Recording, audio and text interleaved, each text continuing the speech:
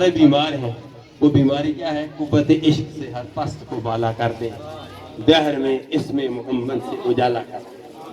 ہم یہی بیماری لے کر قبر میں جائیں گے، جس کا علامہ جمیل الدین نعیمی علیہ رحمت نے یوں نقشہ کھیندا: میں وہ سنی ہوں جمیل قادری مرنے کے بعد، میں وہ سنی ہوں جمیل قادری مرنے کے بعد، میرا لاشا بھی کہے گا الصلاۃ والسلام۔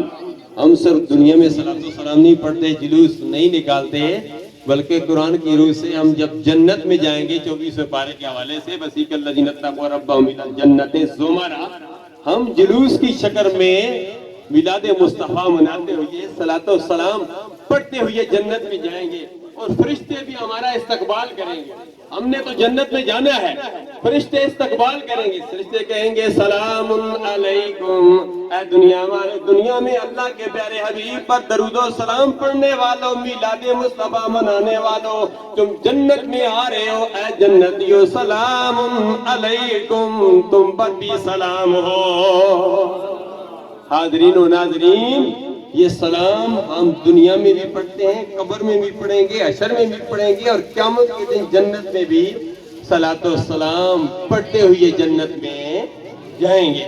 تو حاضرین و ناظرین، دنیا میں جو چیز بھی ہے وہ خوش قسمت ہے، سورج ہے، چاند ہے، زمین ہے، آسمان ہے، رات ہے، دن ہے۔ سرکار عبد قرار صلی اللہ علیہ وسلم نے تو ہر ایک نے حصہ لیا۔ علامہ صاحب فرما رہے تھے کستوری نے بھی، کافور نے بھی حصہ لیا۔ کافور نے بھی سرکار کی خدمت میں عرض کی، یا الہ العالمین، تو اپنے پیارے حبیب کو دنیا میں بھیجنے والا ہے، بنانے والا ہے، مجھے بھی اپنے پیارے حبیب صلی اللہ علیہ وسلم کے بنانے میں شامل فرما لے۔